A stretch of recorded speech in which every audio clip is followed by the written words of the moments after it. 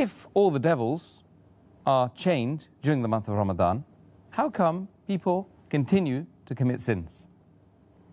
And I do agree with you, this is a common question. And I remember several years back when I was in school and when I heard this hadith that the devils are chained in the month of Ramadan, immediately the question that came to my mind, and the question that comes to many Muslims' mind and many non-Muslims, is that if the devils are chained, then how do human beings yet commit sins?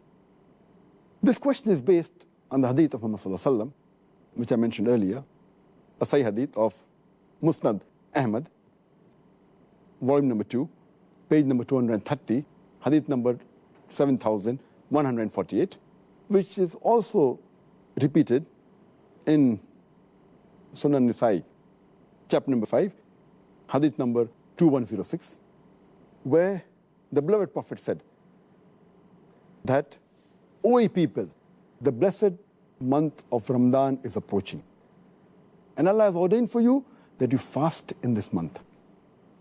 And the gates of heaven will be open in this month, and the gates of hell will be closed. And the devils will be chained. In this month is a night, which is better than 1,000 months. And a person who's deprived of the blessing in this month is truly a deprived person. Now, when we get this hadith, it clearly mentions that in this month of Ramadan, the devils will be chained. And it's a logical question. If devils are chained, then how do human beings yet commit sins? To make the people understand, we have to realize that when the devils are chained, it does not mean that the devils are slain. They have been killed. They're yet present, but they're chained. They're not killed. The power is yet there, but it is diminished. For a better understanding, I'd like to give you an example that when there is a lion or a tiger who is free, there are high chances that he may kill you. Your life is in danger.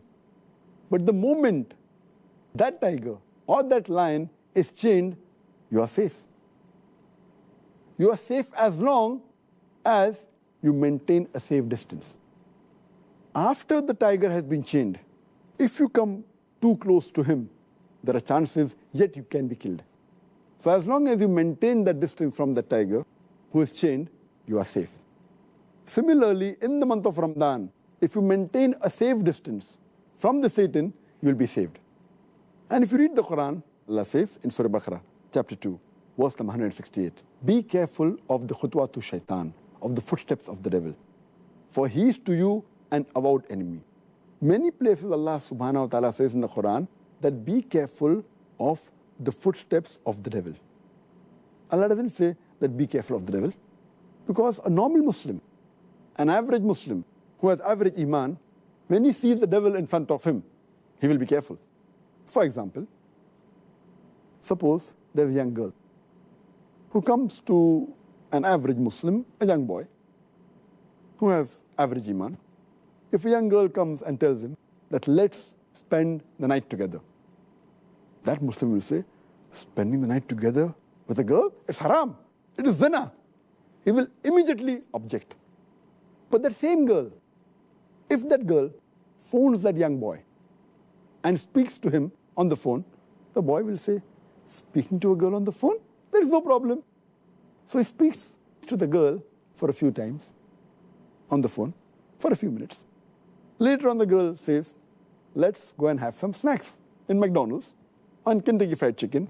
Having snacks for a few minutes, for half an hour, with a girl in McDonald's, no problem. So he goes and has snacks with the girl in McDonald's. Later on, the girl says, why not have dinner in a restaurant? Having dinner with a girl in a restaurant for a couple of hours, no problem. Then the girl says, why not spend the night together? And then the boy says, spending the night together with a girl, no problem. So this is khutwatu shaitan, footsteps of the devil. This is not mentioned in the Quran, this is just my own example. So what Allah warns us is that be careful of the khutwatu shaitan, the footsteps of the devil. If the devil comes directly in front of an average Muslim who has iman, he will abstain. He will run away from it. But the khutwatu shaitan are the things which are dangerous. So, what we have to realize, when the devil is chained, his footsteps are restricted. So many of the sins are prevented. But if we go close to him, then the chances that we'll be overtaken by the devil and commit a sin are very high. So what we have to be careful, that in Ramadan, if we keep the distance, then the chance of committing sin is less. But if we go close to the Satan, even though he's chained, like how a tiger can walk even after he's chained, same the devil. So this is my understanding. And the beloved Prophet said, the devils are chained, the devil can yet move. But less distance, so if we keep the distance, we'll be safe. The second reason that I feel is that in the month of Ramadan, though the devils are chained, we fail to realize that the balance 11 months, they are free.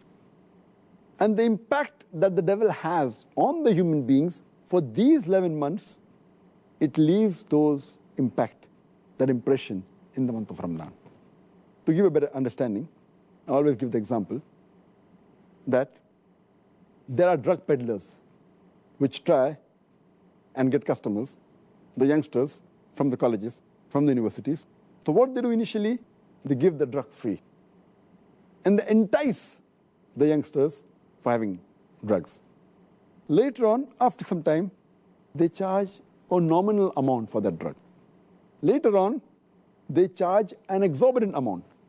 But by the time, the youngster is already hooked on to the drug. So even if the drug dealer is not there, they will try and find where the drug dealer is. They will go out of the way to find him and get the drug. And many of them, even if the drug peddler, the drug dealer, is imprisoned by the law, they will go out of the way to find someone else. They may go in a chemist shop and buy mandrakes, whatever it is. They are so much hooked onto it. So these people who have become addicts to drugs, or rather say, addicted to the Satan, even though the Satan is imprisoned, the effect is yet there. So in this way we understand, as a drug dealer, as a drug peddler, even after he goes, the drug addict gets accustomed to that drug. So we human beings, we are accustomed to the sin. And even though the Satan is imprisoned, we keep on committing these mistakes. But mainly those people who have become addicts fall in this category. So those who do major sin fall in this category. But the normal Muslims, the average Muslims who haven't become addicted, it's easy for them to stay away from sin. And the third reason that I give is that though there are some scholars who say that in this month of Ramadan, the strong devils, the marids, they're imprisoned. The smaller ones are free. So they keep on committing mistakes. But according to my understanding, the third reason is that though the devils are chained by Allah subhanahu wa ta'ala, they can yet whisper. And one of the ways the devils try and get the human beings close to them is by whispering.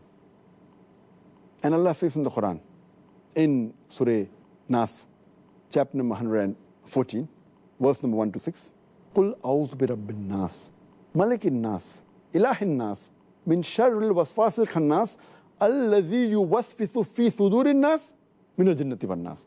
They whisper in the hearts of the human beings and they withdraw. Amongst them, the jinn and men. It's talking about the Satans, talking about the devils, who whisper into the hearts of the human being and they withdraw. And among these devils are the jinn and the human beings. So maybe Allah subhanahu wa ta'ala has imprisoned the devils who are the jinn. But the human beings, we are yet free.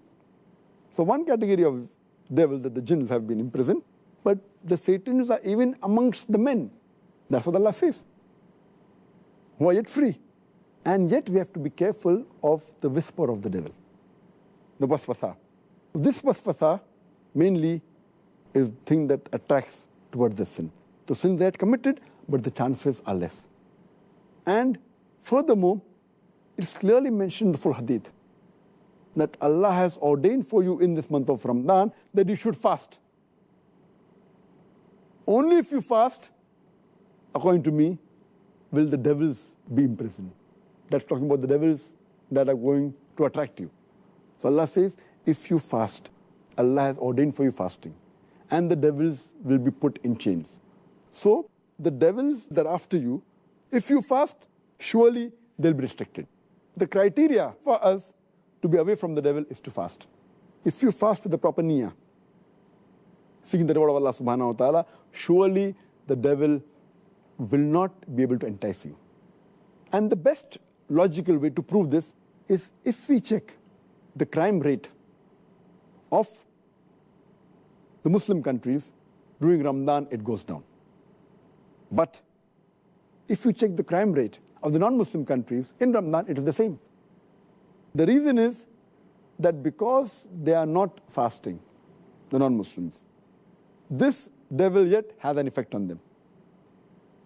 Because the Muslims are fasting, if not all properly, at least majority, or at least quite a large number. So because of that, the crime rate in the Muslim countries in the month of Ramadan is low as compared to the other months.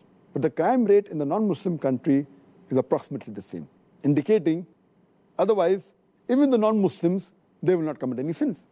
So the criteria is that you have to fast properly for the sake of Allah subhanahu wa ta'ala.